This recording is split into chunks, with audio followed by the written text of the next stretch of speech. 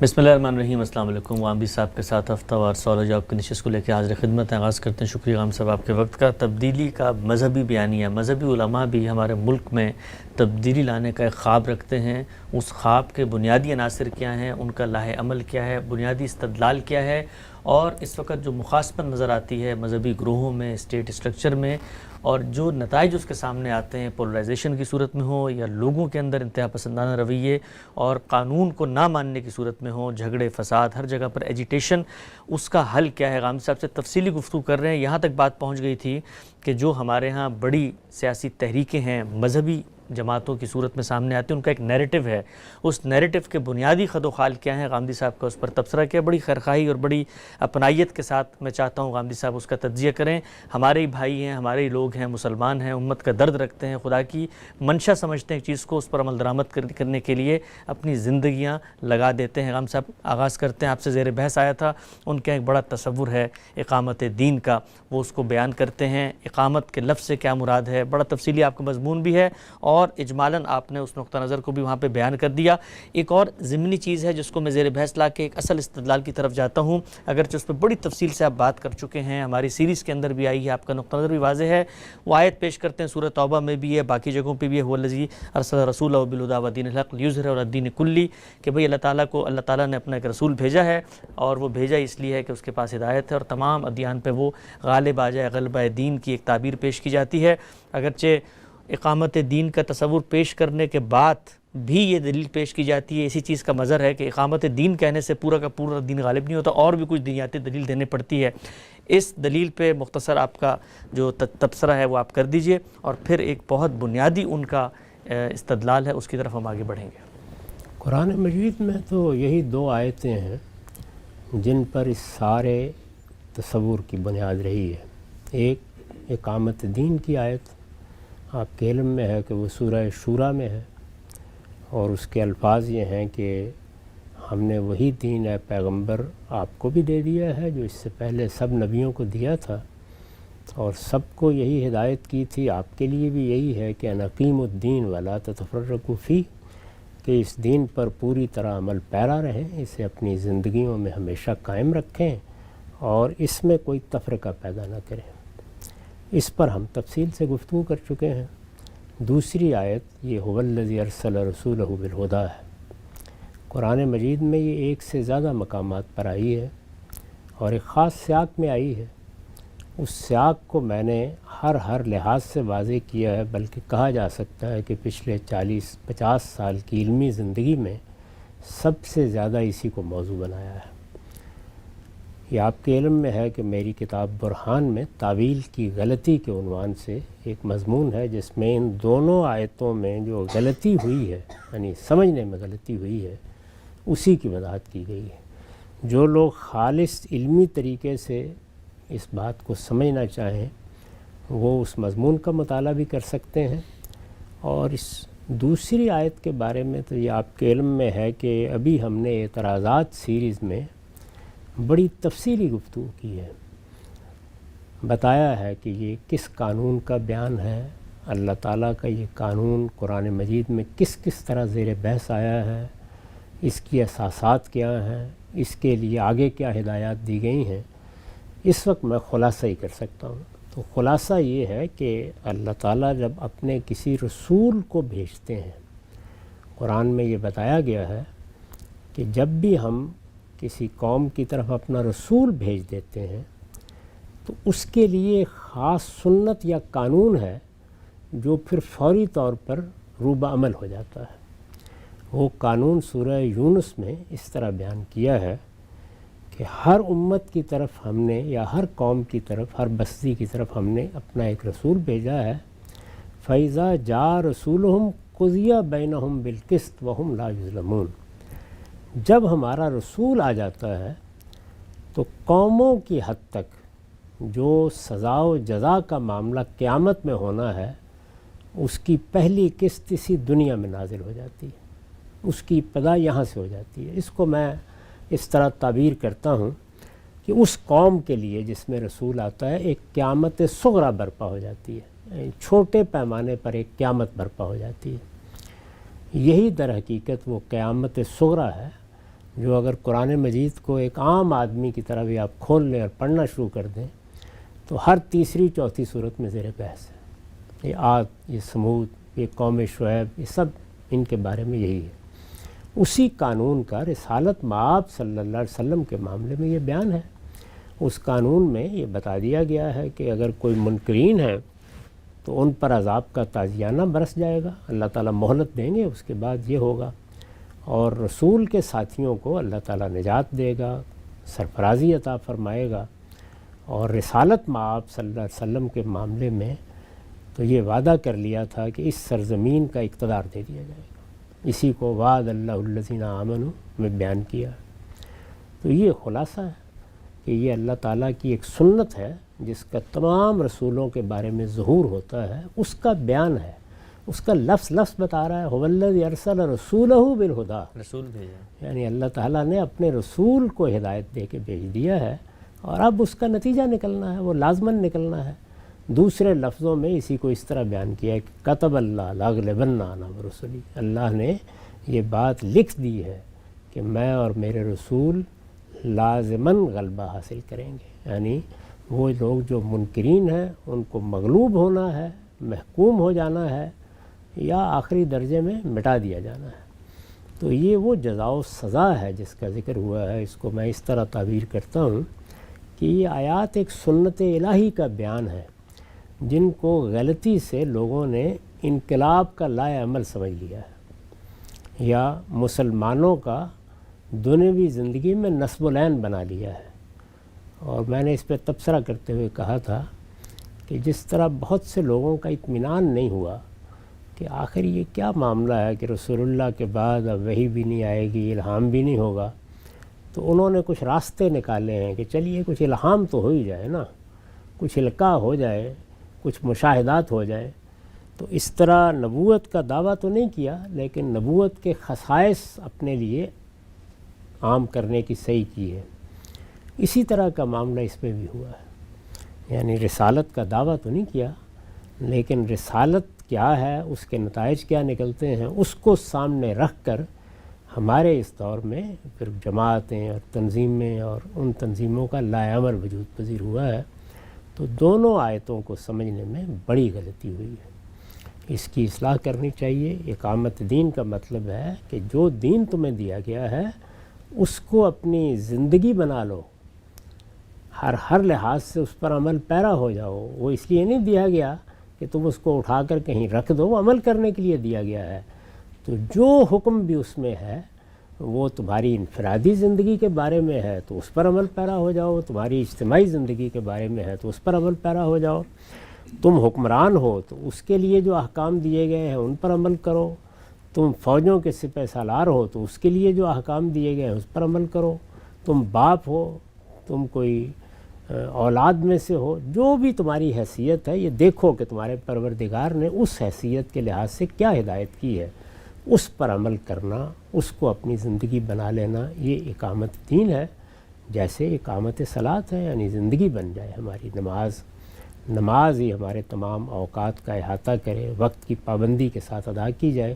ایسے ہی دین کے تمام احکام ہر مسلمان کے سامنے رہیں اور جو حکم اس سے متعلق ہے وہ بے چون و چرا اس پر عمل کرے. اور اس آیت میں در حقیقت اللہ تعالیٰ کی سنت کا بیان ہے جس کے تحت ہمارے آخری پیغمبر رسالت مآب صلی اللہ علیہ وسلم کی بعثت ہوئی اور پھر اس کے نتیجے میں جزیرہ نما عرب میں آپ کا غلبہ قائم ہو گیا. اسی کے تحت صحابہ کرام نے بعض اقدامات بعد میں کیے، وہ در حقیقت اسی سنت اللہ کا ظہور تھا.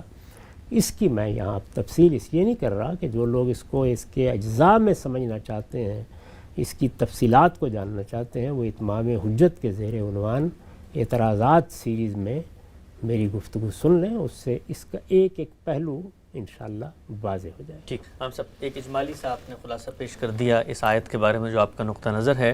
اچھا، یہ جو عام مثال کے طور پہ دینی تحریکوں کے لوگ ہوتے ہیں، ہمارا ان سے انٹریکشن بھی رہتا ہے، ہم ان کو بتاتے ہیں کہ ہمارا اس آیت کے بارے میں دیکھیں یہ ایک نقطہ نظر ہے اور اس حکم کے بارے میں یہ قرآن کا پس منظر ہے.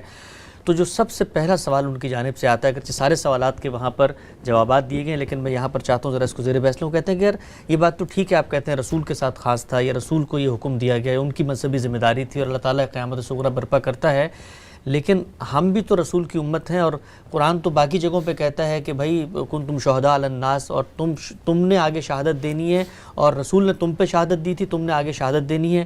اسی طریقے سے ایک اور آیت تو پیش کرتے ہیں کنتم خیر امت، کہ بھئی تم کو اللہ تعالیٰ نے بہترین امت بنایا ہے، اور اسی لیے بنایا ہے کہ تم امر بالمعروف کرو، نہیں علی المنکر کرو۔ ان دو پہلوؤں پر ذرا آپ اپنا تبصرہ فرما دیجئے گا کہ امر بالمعروف نہی عن المنکر امت کی ذمہ داری ہے، اور اسی طریقے سے کہا جاتا ہے کہ رسول نے تم پر شہادت دی ہے، اور اب امت نے باقی دنیا پہ وہی کام کرنا ہے۔ یہ تو مان لیتے ہیں بھی اتمام حجت رسول ہی کرتا ہے، لیکن جب انہوں نے کر دیا تو عالمی سطح پہ ہو گیا، اب اس کا جو نتیجہ تھا وہ ہم نے برآمد کرنا ہے۔ عالمی سطح پر اہتمام کر دیا گیا ہے۔ رسالت مآب صلی اللہ علیہ وسلم نے اپنے زمانے کے لوگوں پر اللہ کی حجت پوری کر دی، اس کے بعد اللہ فیصلہ کرتا ہے کہ کیا حجت پوری ہو گئی۔ جب وہ پوری ہو جاتی ہے تو پھر اللہ ہی فیصلہ کرتا ہے کہ اب سزا کا نفاذ ہوگا۔ اس میں رسول بھی اپنی طرف سے کچھ نہیں کرتا، تو اس وجہ سے وہ اہتمام ہو گیا، یعنی رسالت مآب صلی اللہ علیہ وسلم کی ذات والا صفات تاریخ میں اب ہمارے سامنے ہے، اس کا ایک ایک مرحلہ محفوظ ہو گیا ہے۔ وہ جو کتاب چھوڑ کر گئے ہیں جس میں ہدایت بیان ہوئی ہے، وہ کتاب ہر لحاظ سے محفوظ دنیا کو منتقل ہو گئی ہے۔ یہ اہتمام ہے اتمام حجت کا۔ اتمام حجت کس پر ہو گیا کس پر نہیں ہوا یہ فیصلہ اللہ کرتا ہے، یہ اس وقت بھی اللہ ہی نے کیا تھا۔ تو اللہ تعالیٰ جب فیصلہ کرتا ہے تو پھر وہ اس کے ساتھ یہ بھی بتاتا ہے کہ اب جن پر اتمام حجت ہو گیا ان کے ساتھ کرنا کیا ہے۔ تو وہاں پر بھی کہیں 9 ہجری میں جا کر پھر یہ بتایا گیا کہ اب کرنا کیا ہے، وہ بھی اللہ ہی بتاتا ہے، یعنی اس میں کسی جگہ پر بھی مجھے یا آپ کو کچھ نہیں کرنا ہوتا، پیغمبر وہ اپنی طرف سے کچھ نہیں کرنا ہوتا۔ تو اس کو بڑی اچھی طرح سے سمجھ لینا چاہیے کہ جزا کا فیصلہ، سزا کا فیصلہ، یہ سب خدائی فیصلے ہیں، اس کا اختیار اس نے کسی کو بھی نہیں دیا۔ پیغمبر اور اس کے ساتھیوں کو بھی نفاذ کے لیے اعلیٰ اور جاریہ کی حیثیت سے حکم دیا جاتا ہے کہ جاؤ اس سزا کا نفاذ کر دو۔ عدالت اللہ تعالیٰ کی فیصلہ کرتی ہے۔ تو رسالت مآب صلی اللہ علیہ وسلم کے بعد اب کس پر اتمام حجت ہوا ہے، کس پر نہیں ہوا، کس قوم پر ہو گیا ہے، کس پر نہیں ہوا، اس کا فیصلہ آسمان سے نہیں بتایا جا سکتا، کیونکہ الہام اور وحی کا دروازہ بند ہو گیا۔ اب یہ فیصلہ قیامت ہی میں سامنے آئے گا۔ تو پہلے تو اس بنیادی بات کو سمجھ لیجئے کہ یہ اس طرح نہیں ہے کہ ہم اپنے طور پر فیصلہ کر لیں، اللہ کا پیغمبر بھی اپنے طور پر فیصلہ نہیں کر سکتا، یہ فیصلہ اللہ ہی کرتا ہے۔ یعنی یہ بات کہ اب اس قوم کو چھوڑ دینا ہے، ہجرت کر دینی ہے، مثال کے طور پر اتمام حجت کے بعد پھر اگلا مرحلہ یہی ہوتا ہے کہ اس سے نکل جاؤ، اس کا فیصلہ بھی اللہ ہی کرتا ہے۔ حضرت یونس نے اپنے اجتہاد سے کر لیا تھا، یہ دیکھیے کیا معاملہ ان کے ساتھ ہوا۔ تو اس سے یہ اصل میں دائرہ اجتہاد کی چیز ہی نہیں، یعنی یہ اللہ تعالیٰ کی طرف سے براہ راست الفاظ میں حکم کی صورت میں آئے گا، اس کے بعد متعین کر دیا جائے گا کہ یہ اقدام کرنا ہے، فلاں کے خلاف یہ کرنا ہے، فلاں کے خلاف یہ اگر جو سامنے والے انکار کر رہے ہیں اور کہہ رہے ہوں کہ ہم نہیں مانتے، جو جی چاہے کر رہے ہوں، سزا دینے کا اختیار کسی کے پاس زمین پر ہے ہی نہیں سوائے اللہ تعالیٰ کے۔ یہ اسی نے بتانا ہے، اسی نے فیصلہ کرنا ہے، اسی کا فیصلہ سامنے آئے گا۔ اس وقت بھی اسی کا فیصلہ سامنے آیا، ایک ایک گروہ کو متعین کر کے سورہ توبہ میں بتایا گیا کسی کے ساتھ کیا کرنا ہے۔ تو یہ تو میرا اور آپ کا کام ہی نہیں ہے، اس لیے اس میں ہر شخص کو احساس کرنا چاہیے کہ وہ کیا بات کر رہا ہے، یہ اجتہاد کا موضوع نہیں ہے۔ رہی وہ آیات تو وہ بالکل درست طریقے سے بیان کر رہی ہیں، اور یہی وہ چیز ہے جس کی طرف میں نے اپنے ایک مضمون میں، جو ایک پورا باب ہے میری کتاب میزان کا، توجہ دلائی ہے کہ اللہ تعالیٰ نے سوسائٹی سے متعلق، معاشرے سے متعلق، انسانیت سے متعلق ذمہ داریوں کو الگ الگ بیان کی ہے۔ تو مسلمان امت، یا دوسرے لفظوں میں کہیے بنی اسماعیل، جن کے لیے جزیرہ نما عرب کو خالی کرا دیا گیا، اس کی حکومت ان کو عطا کر دی گئی۔ ان سے یہ کہا گیا ہے کہ وہ اب دنیا کی ہر قوم تک اس پیغام کو پہنچائیں، اس کی گواہی دیں ان کے سامنے، جس طرح کی گواہی پیغمبر نے ان پر دی ہے۔ تو یہ دعوت ہے، یعنی اب یہ دعوت کیسے دینی ہے، اس کا خود نمونہ بننا ہے۔ جب ہم اس کا نمونہ بنیں گے تو ہماری ذات میں بھی اللہ تعالیٰ کی دینونت کا ظہور ہوگا، اور اپنی زبان سے، اپنے عمل سے ہم یہ بات لوگوں تک پہنچائیں گے۔ تو یہ دعوت کا دائرہ ہے، یعنی یہ چیز تو پوری امت کی ذمہ داری ہے۔ اس کو بیان بھی کر دیا گیا ہے کہ کنتم خیر امت۔ خود یہ امت خیر امت کیسے بنے گی، اس آیت میں یہ بتایا گیا ہے کہ اس وقت خیر امت بنے گی جب یہ ایک دوسرے کو معروف کی تلقین کرے گی، خیر کی دعوت دے گی اور منکرات سے روکے گی۔ یہ شہادت ہے جو عملی طور پر واقع ہوگی، اور وہ شہادت ہے جو زبان سے دعوت پہنچانے کی صورت میں واقع ہوگی۔ تو دعوت کیا ہے، دعوت میں رسول کس طریقے سے دعوت دیتا ہے، یہ امت کس طرح سے دعوت دے گی، خود ہمارے ہاں جو ریاست کا نظم بنے گا ان میں دعوت کس طریقے سے دی جائے گی، یہ اگر آپ زیر بحث لانا چاہتے ہیں تو ضرور زیر بحث لائیے۔ اس میں میں ہر ایک کی دعوت الگ الگ بیان کر دوں گا۔ یہ آیات دعوت کی ذمہ داری کو بیان کر رہی ہیں، یہ کوئی انقلاب کی ذمہ داری نہیں بیان کر رہی۔ ایک نقطہ واضح ہو گیا غام صاحب۔ لوگوں کی توجہ کے لیے بتاتا چلوں، دعوت دین سیریز ہماری 21 نشستوں پہ مشتمل ہمارے یوٹیوب چینل کی پلے لسٹ میں موجود ہے، جس میں رسالت مآب صلی اللہ علیہ وسلم یا رسولوں کی دعوت کیا ہوتی ہے، اور اس کے بعد صحابہ کرام کی دعوت کیا تھی، بنی اسماعیل کی دعوت کیا تھی، ذریت ابراہیم، علماء کی دعوت کیا ہے، عام آدمی کی دعوت کیا ہے، خود قرآن مجید کی ان تمام آیات کی روشنی میں اس کی بڑی ہم نے دقت نظر کے ساتھ تحلیل کی ہے۔ آگے بڑھاتے ہیں سلسلہ گفتگو کو۔ اچھا غام صاحب، آپ نے دیکھا ہوگا یہ جو بڑی بڑی تنظیمیں بنی ہیں، مذہبی بیانیے لے کر سوسائٹی میں اٹھی ہیں اور پچھلے کم و بیش 30-40 سال سے جدوجہد کر رہی ہیں، کچھ فنگر ٹپس پہ چیزیں ہوتی ہیں ان کے، جس طرح میں نے ابھی آپ کی خدمت میں رکھا، اقامت دین کہتے ہیں، لیکون الدین کلہ للہ کہتے ہیں، اسی طرح سے امر بالمعروف نہی عن المنکر کی بات کرتے ہیں۔ ایک حدیث ہے جو زبان کی نوک پہ ہوتی ہے، لوگ سناتے ہیں ان تحریکوں میں جو شامل ہوتے ہیں، وہ یہ کہتے ہیں کہ رسول اللہ صلی اللہ علیہ وسلم نے فرمایا ہے، میں تمہیں 5 باتوں کا حکم دیتا ہوں جن کا اللہ نے مجھے حکم دیا ہے۔ پہلی کیا ہے؟ الجماعت کے ساتھ رہو، دوسری سمع، تیسری اطاعت، چوتھی ہجرت، اور عام طور پہ کہا جاتا ہے دارالاسلام کی طرف ہجرت، ظاہری بات ہے، اور 5ویں ہے اللہ کے راستے میں جہاد کرنا۔ مسند احمد، سنن ترمذی، طیالسی، بے شمار حدیث کی کتابیں، سند کے لحاظ سے بالکل ٹھیک روایت ہے۔ کہا جاتا ہے کہ پیغمبر یہ کہہ رہے ہیں کہ میں تمہیں حکم دیتا ہوں اور مجھے بھی اللہ نے حکم دیا ہے کہ یہ 5 کام تو تم نے کرنے ہیں، گویا اب تمہارے ایمان کا یہ تقاضا ہے کہ تم مسلمان حقیقت میں اس وقت تک نہیں ہو سکتے جب تک یہ 5 کام نہیں کرو گے۔ میری زندگی کا مقصد تیرے دین کی سرفرازی، میں اسی لیے مسلمان، میں اسی لیے نمازی، ایک پورا کا پورا نظریہ ہے، ایک پورا کا پورا یونرا ہے، ڈکشن ہے، اس میں اس کو ڈھال دیا گیا ہے۔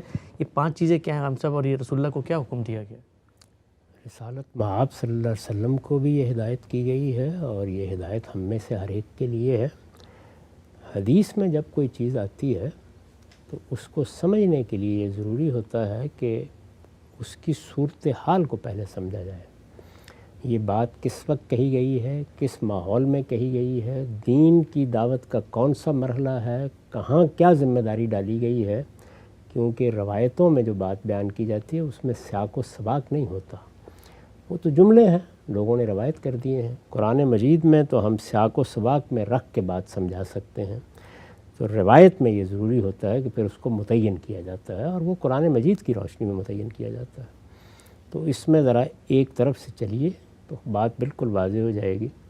یعنی مسلمانوں کی دعوت کے 2 دور ہیں جو رسالت مآب صلی اللہ علیہ وسلم کے زمانے میں سامنے آئے۔ ایک وہ تھا جس میں مسلمان کسی باقاعدہ نظم میں نہیں تھے، اللہ کا پیغمبر دعوت دے رہا تھا، میں ایمان لے آیا، آپ ایمان لے آئے، کہیں مل کے نماز پڑھ لی، بعض موقعوں پر تو کھلے میں نماز پڑھنا بھی مشکل تھا، کبھی حبشہ کی طرف ہجرت ہو رہی ہے، کبھی کچھ اور معاملات پیش آ رہے ہیں۔ اس کے بعد اللہ تعالیٰ نے توفیق دی مدینے کے یثرب کے لوگوں کو، وہ ایمان لے آئے، اس طرف حجت بھی پوری ہو چکی تھی، اور اللہ تعالیٰ نے یہ اذن دے دیا تھا کہ اب کوئی ہجرت کی جگہ تلاش کی جائے۔ تو رسالت مآب صلی اللہ علیہ وسلم نے اس کے بعد مدینہ ہجرت کی۔ یہ محض نقل مکانی نہیں تھی، بلکہ مدینہ کا اقتدار منتقل ہو گیا آپ کو، یعنی چونکہ وہاں کے رؤسائے قبائل ایمان لے آئے تھے تو ایک لحاظ سے حکومت، نظم، اس وقت کی حکومت کا تصور نہ کریں جو ایک قبائلی معاشرے میں ہو سکتا تھا، وہ منتقل ہو گیا آپ کو۔ اس موقع پر آپ نے لوگوں کو کچھ ہدایات دی ہیں، یہ ان میں سے ہے۔ یعنی پہلی چیز تو یہ ہے کہ یہ کس وقت کی بات ہے، جب مسلمانوں کا ایک اجتماعی نظم قائم ہو گیا۔ اس میں پہلی بات یہ فرمائی کہ اب یہ نظم قائم ہو گیا ہے، اب ہر شخص اس نظم کا پابند رہے۔ عربی زبان میں الجماعت یا جماعت، یہ اردو والا جماعت یا الجماعت نہیں ہے۔ اچھا، جماعتیں ہوتی ہیں۔ عربی زبان میں اس مقصد کے لیے لفظ استعمال ہی نہیں ہوتا۔ قرآن مجید میں دیکھ لیجئے کہیں امت استعمال ہوگا، کہیں فرقہ استعمال ہوگا، کہیں طائفہ استعمال ہوگا، یہ الفاظ استعمال ہوتے ہیں۔ جماعت چونکہ ہمارے ہاں اردو میں استعمال ہوتا تو لوگوں نے خیال کر لیا کہ اللہ تعالیٰ نے یہ کہا ایک جماعت بناؤ۔ نہیں، جماعت کا مطلب ہے مسلمانوں کا سیاسی نظم جو قائم ہو گیا ہے وہ الجماعت ہے۔ تو پہلی بات تو آپ نے یہ فرمائی کہ اب وہ نظم قائم ہو گیا ہے تو ہر شخص اس کے ساتھ وابستہ رہے، یہی ہدایت قیامت تک ہے۔ مسلمانوں کا جہاں کہیں کوئی نظم قائم ہو جائے گا تو ہمارا دین انارکی کو پسند نہیں کرتا، اس میں حکم یہی ہے کہ التزام جماعت کرو۔ یہ الجماعت کو سمجھنا ہو تو اس واقعے کو دیکھیے جب سیدنا معاویہ نے پوری طرح نظم بحال کر دیا تو اس سال کو صحابہ نے عام الجماعت کہا، یعنی گویا مسلمانوں کا نظم جس میں انتشار پیدا ہو گیا تھا، خانہ جنگی کی صورت تھی، وہ ختم ہو گئی اور اب مسلمانوں کا نظم اجتماعی بحال ہو گیا ہے۔ تو یہ جماعت یا تنظیم یا پارٹی کے معنی میں نہیں ہے۔ عربیت کے بعض اصول و آداب کو نہ سمجھنے کے نتیجے میں اردو کے لحاظ سے یہ بات سمجھ لی گئی ہے، تو عربی میں اس کے یہ معنی نہیں ہوتے۔ اس کی مزید تفصیل خود رسالت مآب صلی اللہ علیہ وسلم اور ایک صحابی کی گفتگو میں ہوئی ہے۔ انہوں نے کسی موقع پر نبی صلی اللہ علیہ وسلم کے ساتھ مکالمہ کیا جہاں آپ نے یہ فرمایا کہ التزم جماعت المسلمین، دیکھیے وہاں بھی یہی لفظ استعمال کیا کہ ہر حال میں مسلمانوں کے نظم اجتماعی کے ساتھ وابستہ رہنا۔ انہوں نے سوال کیا ہے کہ اگر کسی موقع پر انارکی پھیل جائے، طوائف الملوکی کی صورت ہو جائے، مختلف قسم کی جماعتیں اور گروہ اٹھ کھڑے ہوں اور وہ لوگوں کو دعوت دیں کہ ہمارے ساتھ آؤ ہمارے ساتھ آؤ، تو حضور اس وقت کیا کروں؟ آپ نے فرمایا تمام اس طرح کے گروہوں سے بالکل الگ ہو جاؤ، یہاں تک کہ اگر درختوں کی جڑیں چبانی پڑیں جنگل میں جا کے تو وہ چبا لینا، اس طرح کسی سیاسی گروہ کا حصہ مت بننا۔ مسلم میں روایت ہے، بڑی مشہور روایت ہے۔ تو یہ گویا وہ جماعت ہے، یہ میری آپ کی پارٹی نہیں ہے۔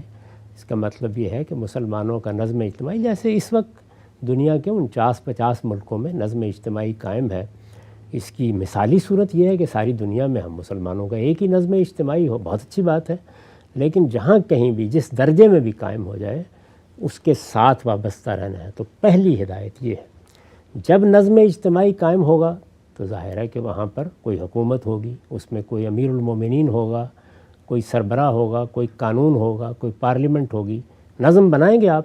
تو دوسری بات یہ کہی ہے کہ مسلمان سمع کا رویہ اختیار کرتا ہے، یعنی وہ قانون شکن نہیں ہوتا، وہ یہ نہیں کرتا کہ مجھے تو سننا ہی نہیں ہے، اس کے اندر سرکشی نہیں ہو سکتی۔ ہمارے دین میں سب سے بڑا جرم کیا ہے؟ سرکشی۔ گھر میں اختیار کی جائے قابل سزا ہے، اولاد اختیار کرے قابل تعزیر ہے، بیوی اختیار کرے، آپ جانتے ہیں کہ قرآن مجید میں اس کے لیے کیا حکم دے دیا گیا ہے۔ تو اس لیے کسی جگہ پر بھی یہ اختیار نہیں کرنی، تو فرمایا کہ سمع کا رویہ، یعنی قانون کیا ہے سنا جائے گا۔ اور تیسری بات کیا کہی ہے؟ طاعت، قانون کے فیصلے کو مانا جائے گا۔ اس سے اختلاف ہو سکتا ہے، اس کی تبدیلی کی جدوجہد کی جا سکتی ہے، لیکن اس سے انحراف اور سرکشی اختیار نہیں کی جا سکتی۔ اس کو پھر حضور نے بہت سی روایتوں میں بیان کیا ہے کہ تمہاری مرضی کے خلاف کوئی بات کہی گئی ہے، تم پر دوسروں کو ترجیح دے دی گئی ہے، تمہارے ساتھ صریح بے انصافی کر دی گئی ہے، انارکی نہیں پیدا کرو گے۔ تو یہ 3 باتیں یہ کہی گئی ہیں۔ اس کے بعد جو مسلمانوں کی اس وقت حکومت بن گئی تھی، اس کے بارے میں یہی قانون تھا کہ مسلمان اب اپنے اپنے علاقوں میں نہیں رہیں گے۔ ظاہر ہے پورے عرب میں لوگ ایمان لا رہے تھے، لازم کیا گیا کہ وہ مدینہ ہجرت کرائیں گے۔ تو چوتھی بات یہ کہی گئی ہے کہ وہ لوگ ہجرت کر کے آئیں۔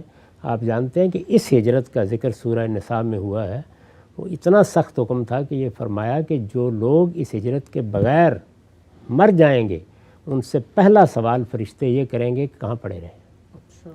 تو یہ اس ہجرت لازم ہو گئی تھی، لازم تھی اس وقت، کوئی آدمی اس سے گریز نہیں کر سکتا تھا۔